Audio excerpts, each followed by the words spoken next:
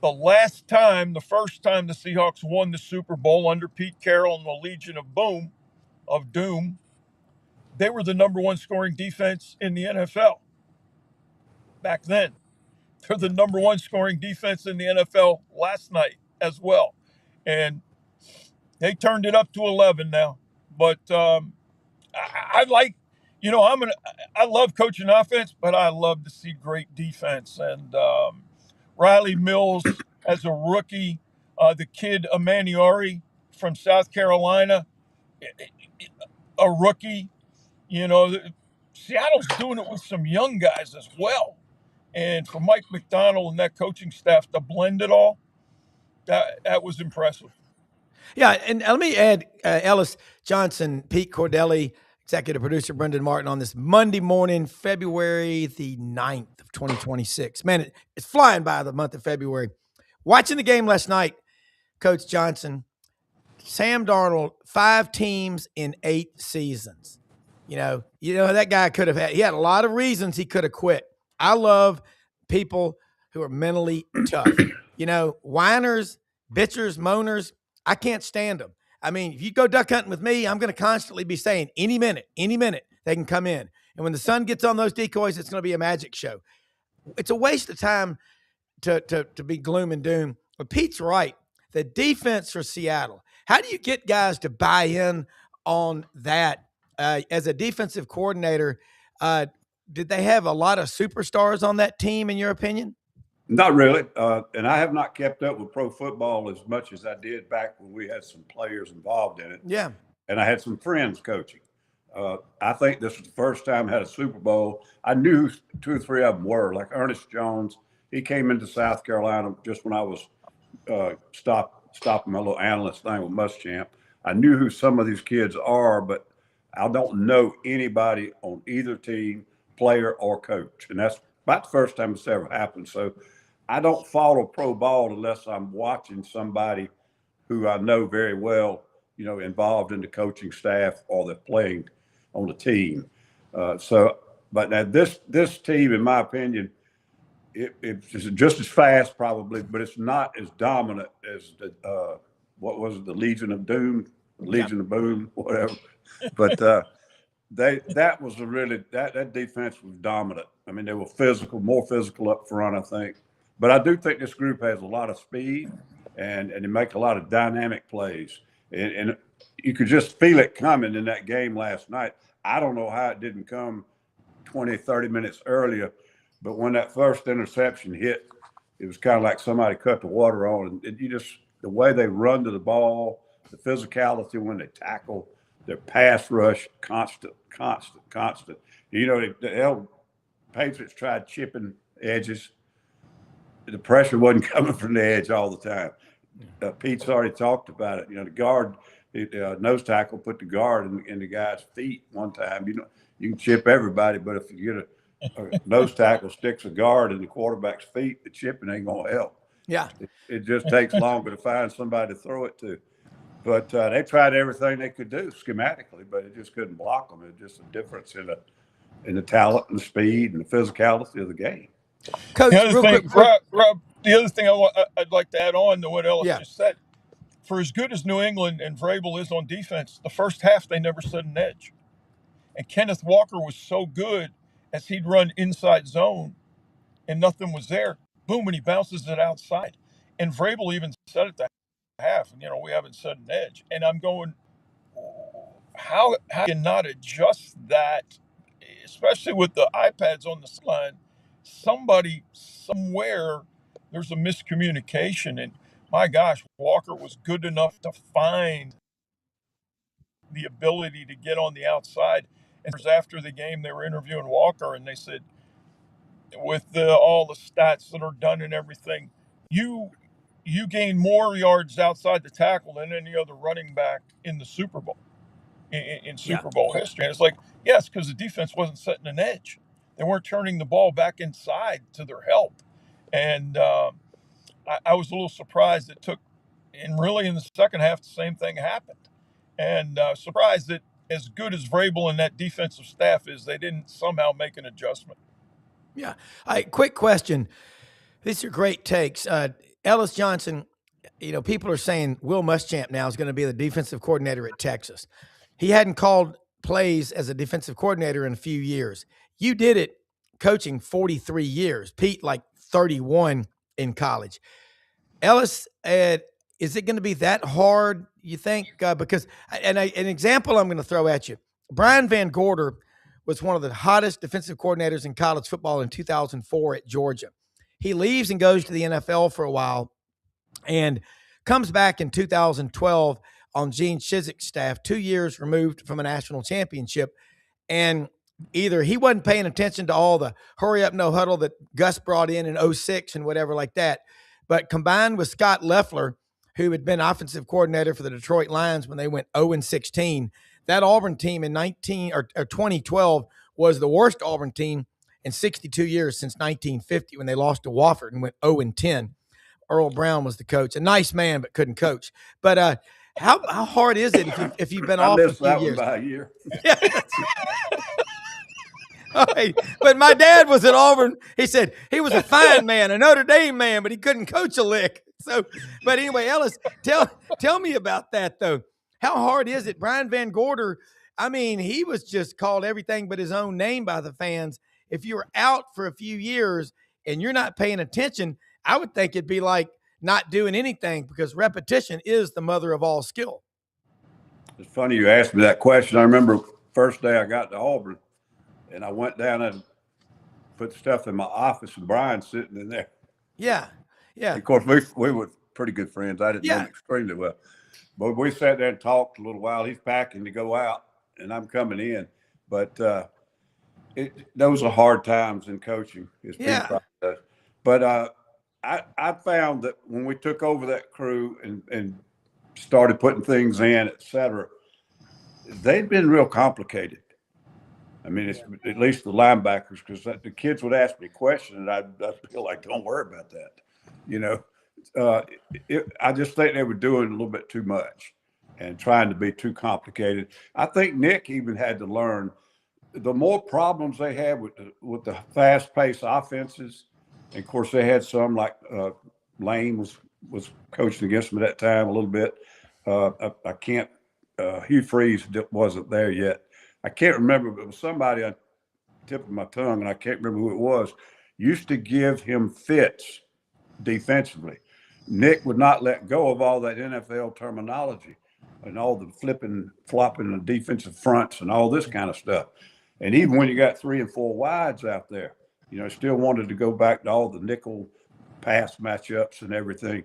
And that becomes a little bit less important when somebody's running that fast pace on you. You got to be lined up, ready to go. If you don't have the best matchup on the field, that's fine. But if you ain't even lined up because you're trying to find the best matchup on the field, you're getting ready to have a disaster. Yeah. And even one of, I think, the best head coach and probably the best defensive coach has coached in college football the last 30 years. He was having problems with it and had to cut back. And I think that's, so I'm not worried about Will. Will was also, he ran our defense at South Carolina. Yeah.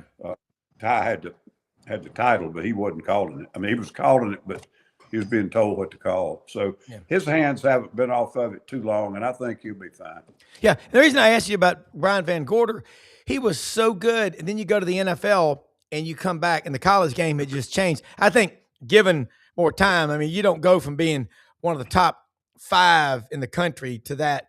It's just, that was a question I had out of curiosity. Pete, same thing with offense. Both of y'all have such a grasp of what goes on offense, defense, but you understand the whole game.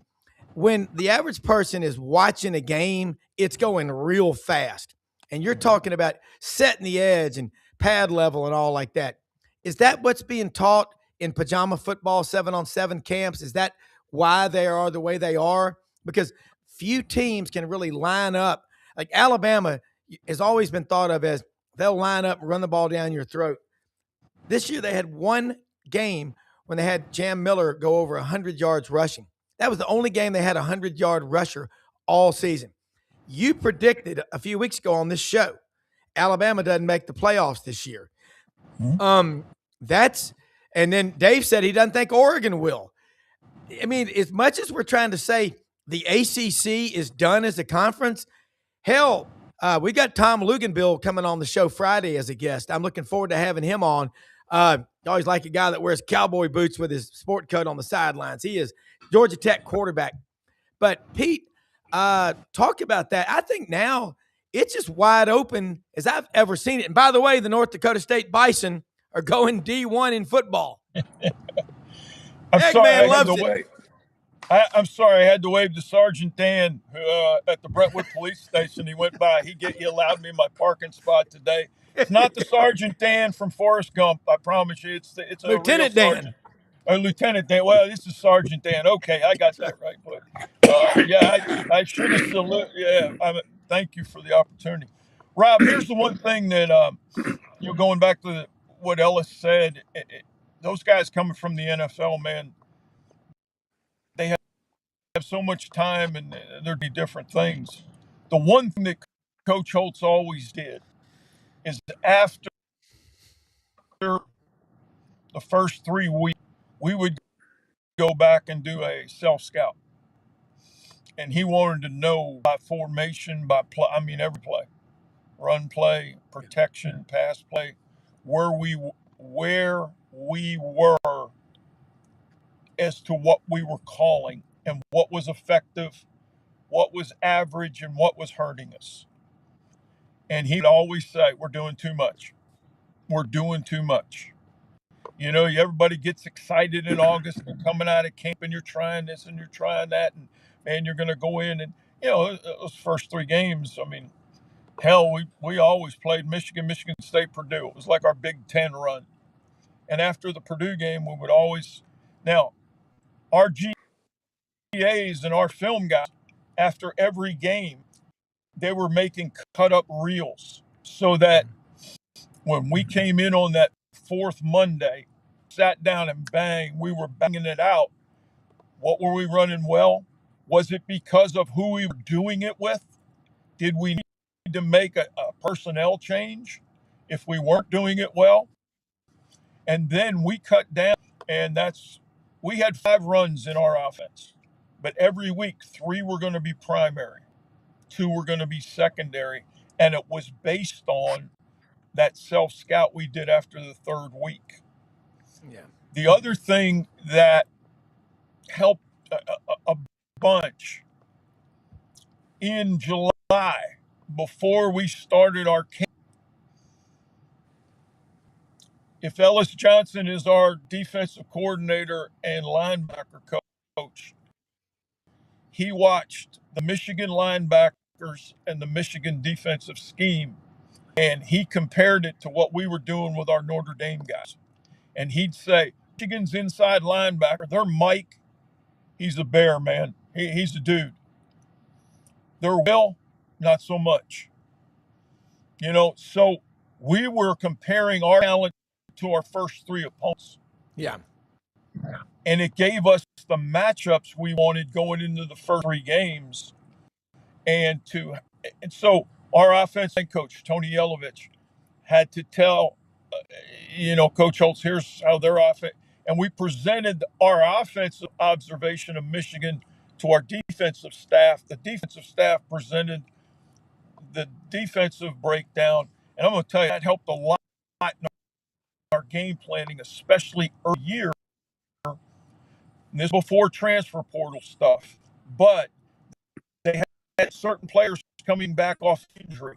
A couple guys didn't play at the end of the season, and so we had to match up, especially in that first game.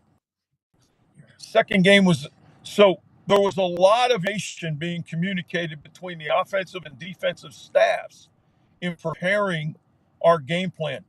But after that 3rd week, we were on, because after 3 games, you got a pretty good idea of where you were the rest of the year, because they're doing it with new players with their current roster. And I to me, with portal, I think teams should be. Yeah, well, Pete will be back with us. Ellis, this is the interesting thing about it. He's talking about self-scouting. And another thing, you mentioned, as you were coming in, Brian Van Gorder was leaving, there are, coaching requires, it way better than I do, but anything that I love, I put everything into it. my dad worked every day of the week. I mean, at 5:30 in the morning on a Saturday, he's up in the office till about noon. I don't work on weekends. Every client I've ever had has my cell phone. If they want to call me at 5:30 or 6 o'clock in the duck blind on a Saturday morning and they need me, you know what I always tell them? I'm damn sure glad you called because I don't want you calling anybody else. I'm never bothered by the opportunity to make money, be successful. So, hey, look who it is. The quiet, diminutive genius here, the mad scientist, Dave Bartu. Speaking of making money, he made a lot of people money yesterday. Yes, Way to go, Mr. Dave. Yeah. Coach Dave, look, Dave has made me realize when you're talking to Ellis and Pete, and then you throw in Dave Bartu about strength, scoring efficiency, offense, and defense. Top 5, Seattle offense, defense, New England 12th and 15th respectively. And there's a saying in the stock market, everybody can't be right at the same time, but they can be right all together some of the time. That was such a setup, and you didn't see a scenario. You said, I could see where Seattle keeps New England off the scoreboard. As the game went on, eventually, they got some points. They got 15 points. But good morning. Welcome aboard. Your takeaways from that and all the coaching that's going on. Well, the takeaway from it was obviously no shock, right? When it comes down to the outcome of the game, we were hoping for better. I think we were all hoping for better, but that's football. There's a lot of blowouts in football, college, and to a much lesser extent the NFL. But New England, it was a great run. But by the numbers, this wasn't a team that. This wasn't a team that was supposed to be winning that football game, and we saw that.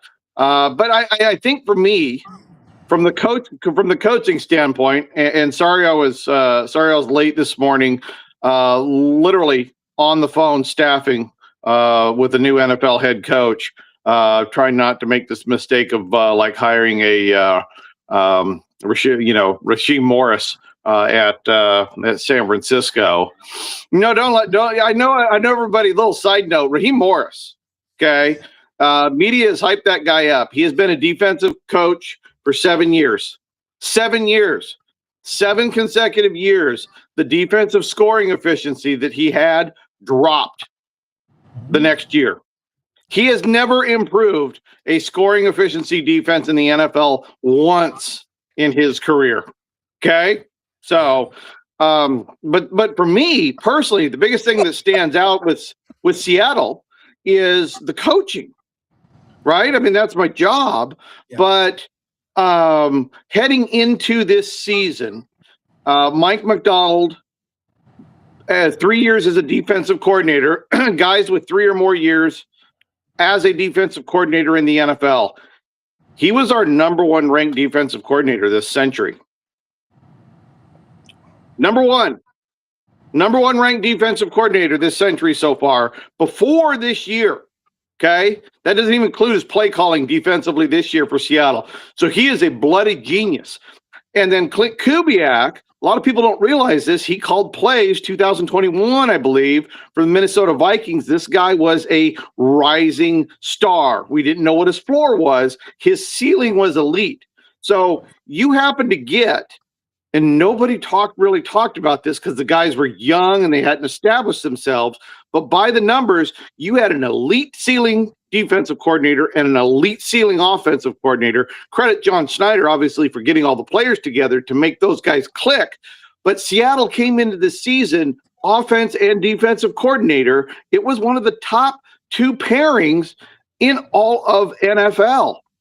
Right? And it goes back to what I talk about with college football all the time too, is yes, talent is very important, but you know who has the best 3 sets of coordinators, offensive coordinator, defensive coordinator, special teams in college football right now?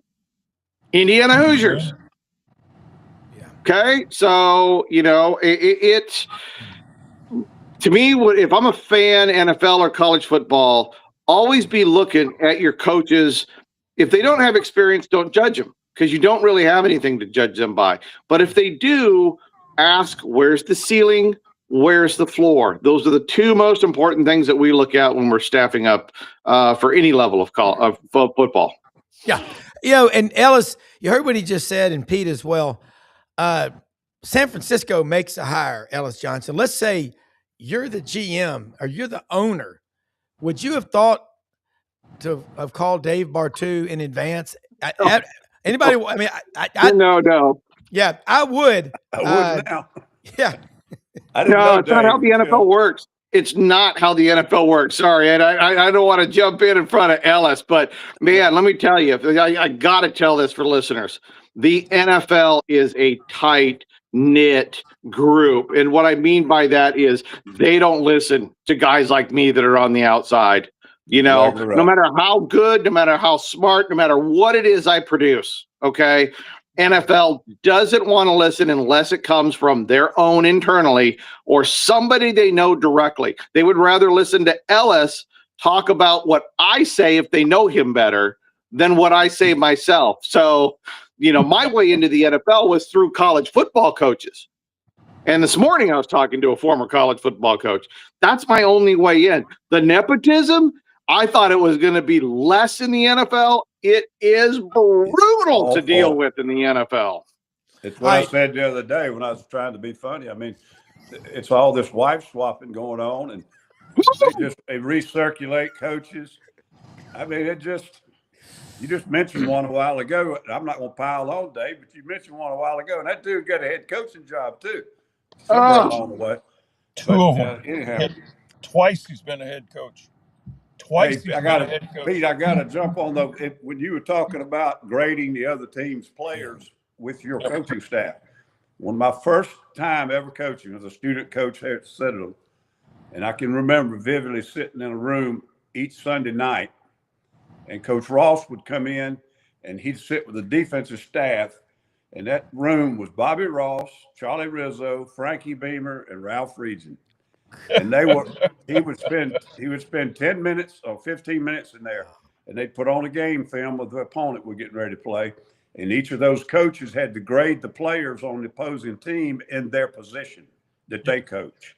And they'd give that to the offensive staff. Of course, Coach Ross being in there, the staffs exchanged it. They put some value on it because they didn't just do it for each other, hand it to them. So, well, I don't give a what y'all think. Coach Ross came in with it. They took it and they looked at it. But it was something just joggled my memory because it's one of the first things I remember doing as a student coach way back in 1975. Well, we had them present it in a staff meeting, so the whole staff was in there. But Coach Ross and Coach Holtz were pretty close, so I'm sure they exchanged some information. But let me tell you, it helped us in our breakdowns and developing our game plan of the matchups, especially. And it's so valuable that Barry Alvarez did it when he went to Wisconsin. Because trying to build that Wisconsin program, knowing how good the Big Ten was, and eventually, I know a couple of guys on the staff at Notre Dame went with Barry, John Palermo and Jim Huber, and JP used to do it all the time. And so it works. So that's great to hear that Coach Ross did it, but man, it is very, very informative. Hey, Dave, can I ask you about one other guy? Yes, sir. How did you rate Doug Marrone?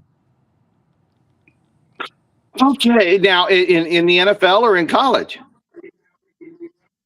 Right? NFL. The NFL, Doug wasn't too bad. I was hoping for more out of Doug. I thought by the numbers, his run at Syracuse as a head coach there was really good, really underrated. And so at the NFL level, and I'm trying to remember right off the top of my head, I do remember when he got hired that being a college football guy, anytime a guy goes from college to the NFL, I do for him because it's hard to get in there and stick. But it's a real incredible interviewer to get the NFL. So, Doug, I do believe he was in the NFL. But overall, I gravitate back to what he did at Syracuse, which was highly exceptional in his run there. Yeah. Let me throw something in here. Dave, you talked about the NFL will not listen to you from the outside. I always reference everybody go watch Dan Patrick's little 5-minute snippet on YouTube about why he left ESPN.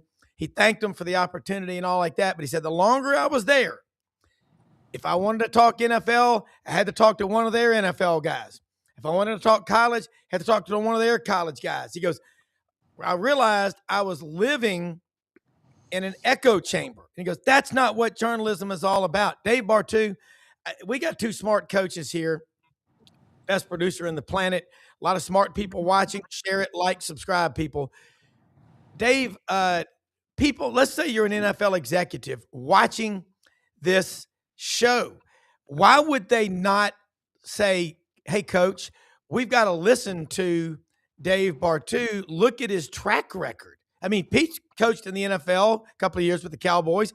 The NFL is always going to be nepotism. You're right. It's the worst thing about it. I don't know what it is.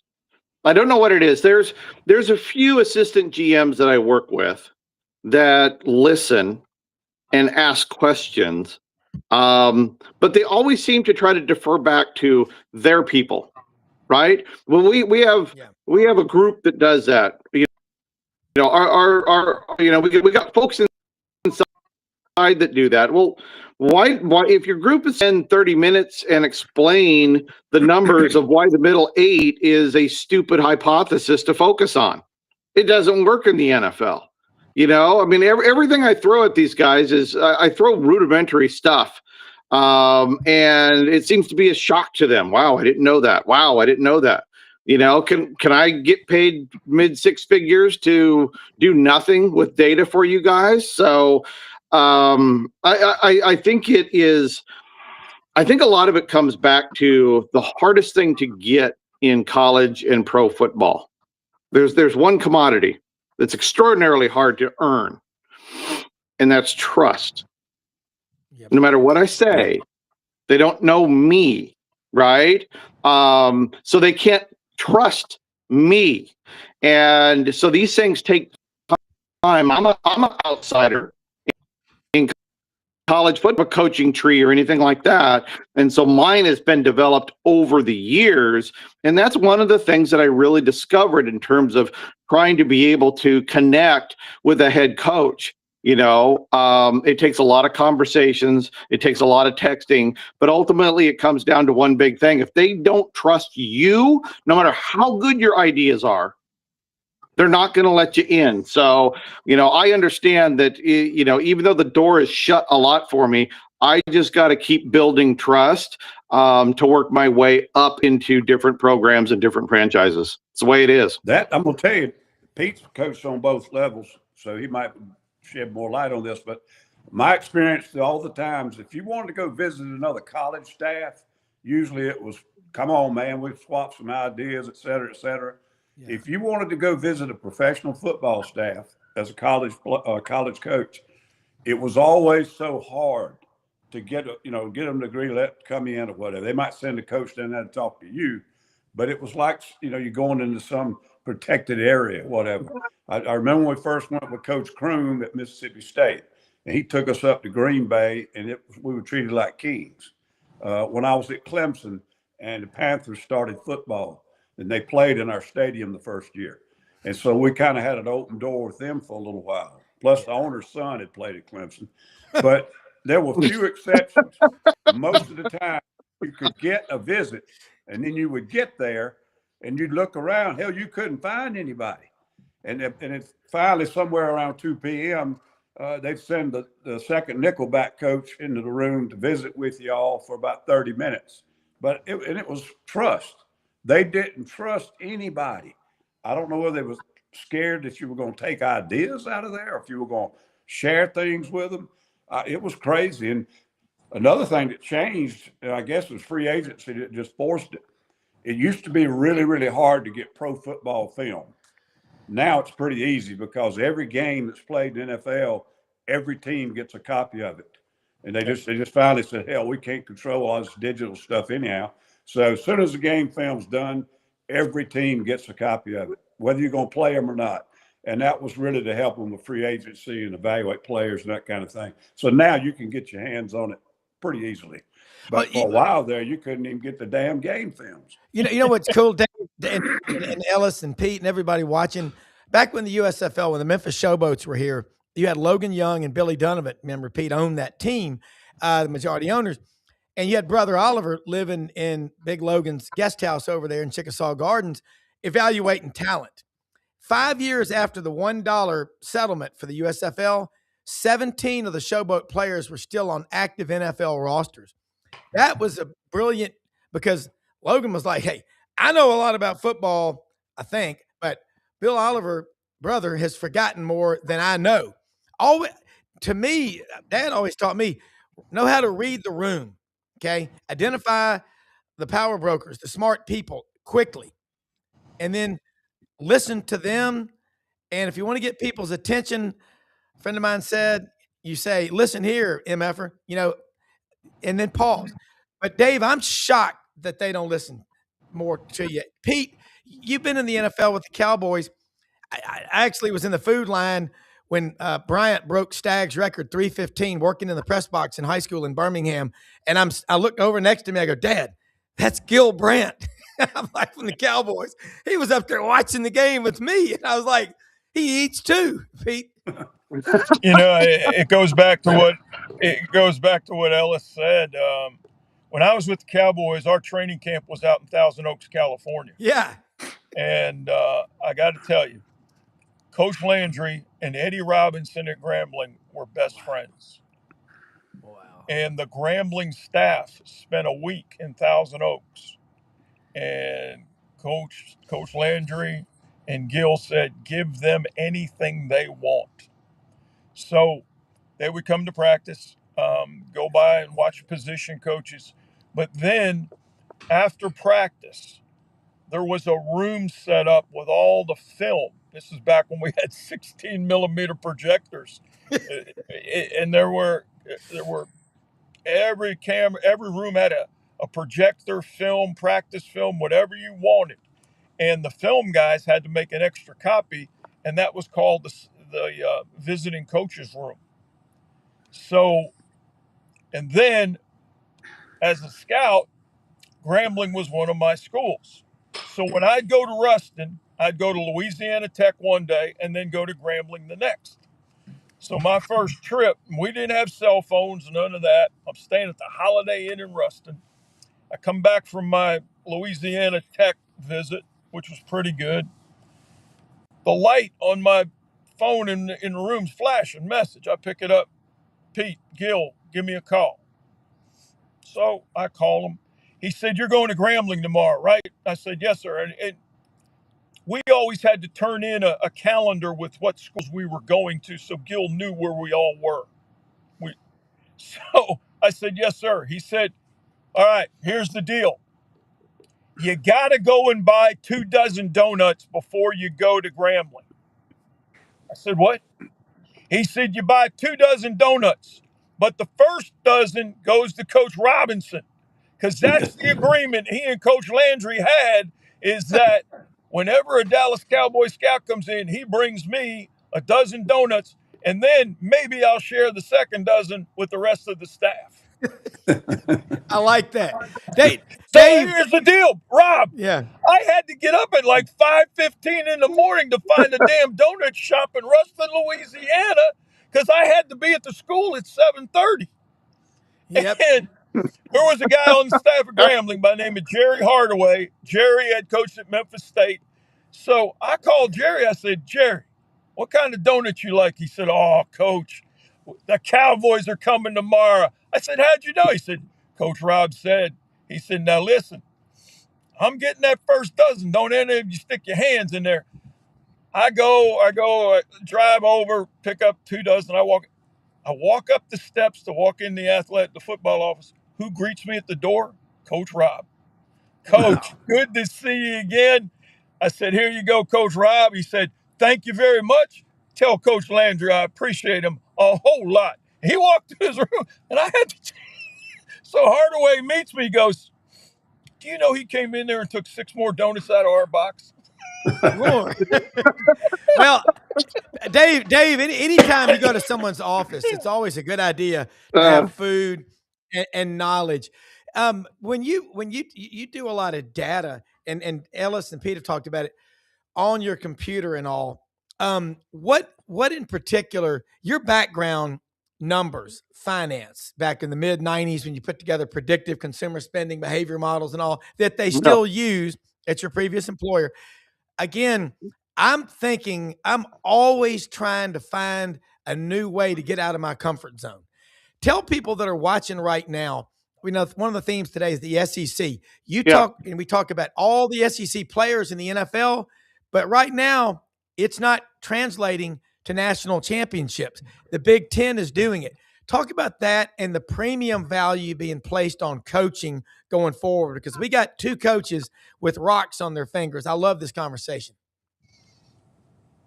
Yeah, I don't claim obviously that the answers on it, but as a football fan, right? So when I want to try to tell the story of or what will happen, it's always inside the data. And I try to make it objective, right? I don't need subjective data where it's emotional and fan based, and so I would take a look at, okay, what is winning?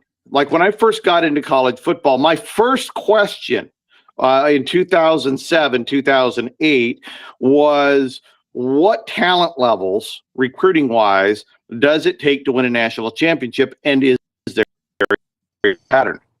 And that was the first thing I ever did. And talks about how recruiting and national championships and blah blah blah blah, and then suddenly Indiana broke the mold. But that was the first question back then. So I was trying to figure out what was in common with winners, and what does it take to replicate that? So, and it doesn't matter. It doesn't have to be college football, folks. Right? This can be anything in your life, right? You can take a look at your job and say, I want to get promoted. Well, what do all the people that get promoted, what is their profile? What was their path? What do they do well? What do they do poorly?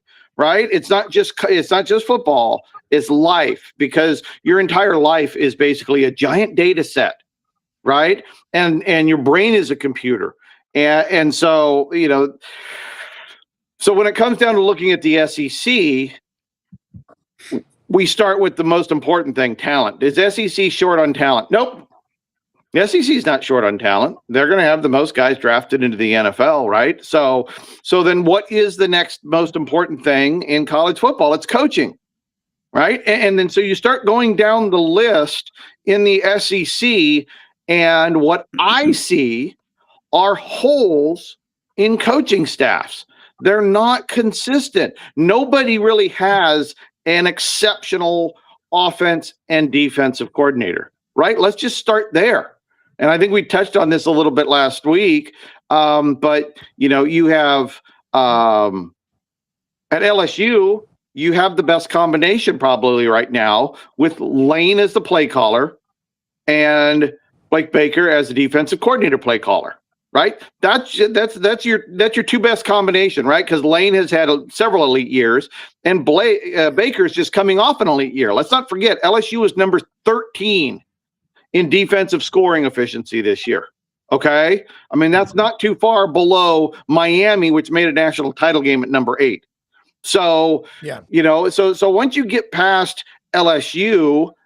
I automatically jump over to Georgia because they have the best defensive coordinator of the last 17 years in our numbers in Kirby Smart. Okay. They got a 4-star offensive coordinator in Mike Bobo, but he was working with a new quarterback this year. Yeah. So outside of that, who really has great combos?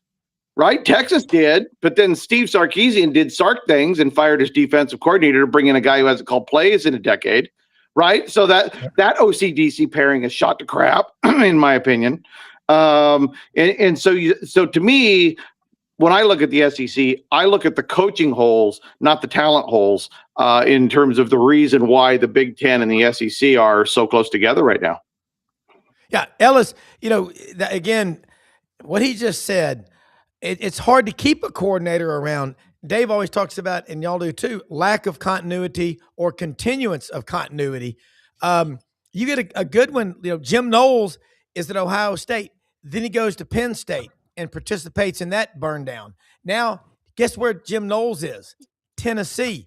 Can he have an immediate impact up there? Tim Banks, former coordinator, is gone now, coaching safeties at Auburn with DJ Durkin, who I think's a hell of a coordinator. The only thing I know about Jim Knowles, and I've never met him, but it was said that they're very complicated. Yes. So you get a guy like that, it's hard to come in and make immediate impact because you don't get that immediate consistency in play. Yeah. The guys ain't on the same page at times. Other than that, I know nothing about him. But Dave is exactly right. I mean, if you don't think coaching makes a difference, then why are you a coach? So I think Oklahoma's got a good pair right now. I thought when Mateer got hurt, they got a little off track offensively, but I think that guy's pretty sharp. And I don't know if Brent can keep this up, being the head coach and the defensive coordinator, but I got tremendous respect for him. Yeah, and Dave, being a coordinator and a head coach, your thoughts on that? Do you like that? I mean, it's rare. It's rare to be successful at the highest level. My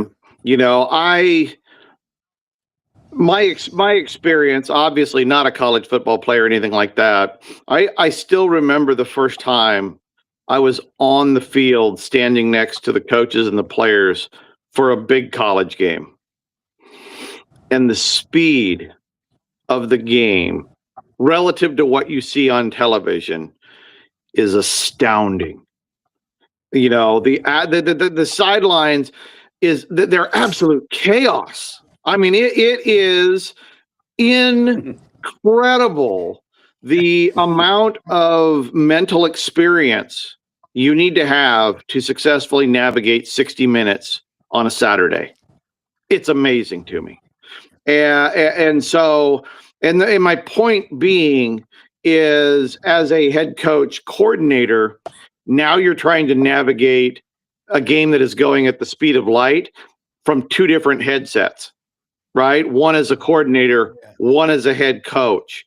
And so I think if you're going to be successful there, I go back to the trust thing. Do you have a guy right next? Do you have a Pete Cordelli or an Ellis Johnson right next to you that is a pseudo defensive coordinator head coach, pseudo offensive coordinator head coach that thinks the way you think, that can help you manage the game, because it just moves so fast.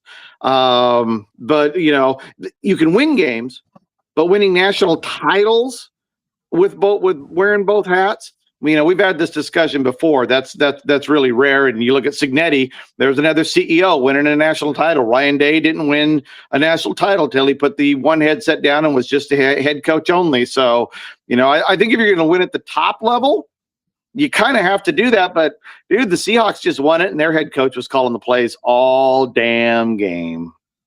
Yeah.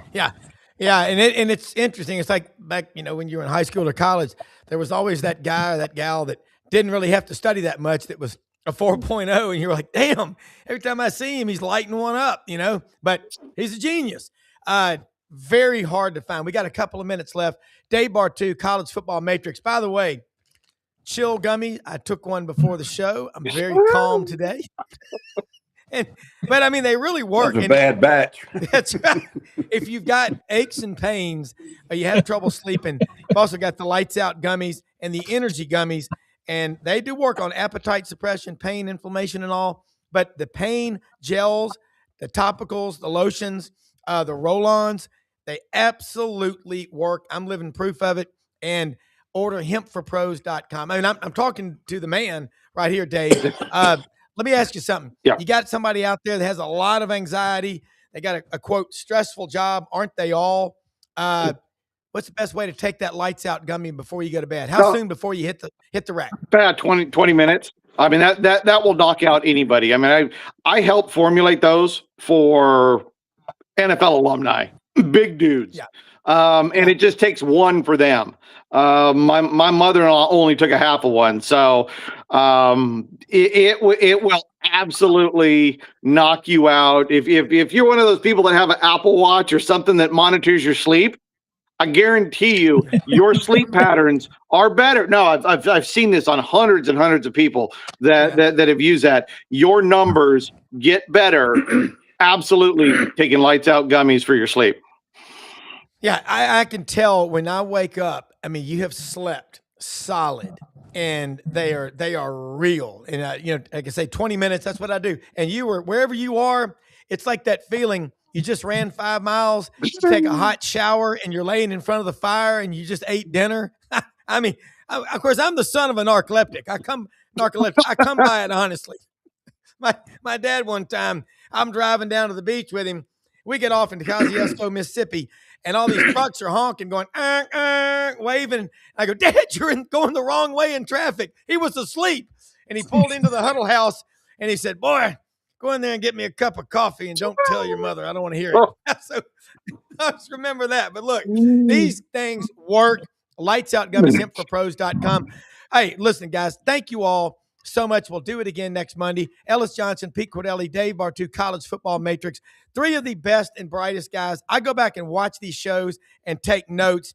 Again, it's like being in grad school every time y'all are on. So thank you so much. And I'll close out with some kind words for our sponsors like hempforpros.com and the great folks at LandersFordMemphis.com at Poplar and Houston Levy. Also, the new location, folks, Landers, Mount Moriah, and Interstate 240, the iconic location right in the heart of Memphis. And look, Hewlett and Dunn Boot and Clothing Company, President's Day, folks, they're open 10 a.m., 6 p.m. every day except Sunday. They've got it all. Barber, Filson, Stetson, STS, Devil Dog Jeans. They've got it all out there.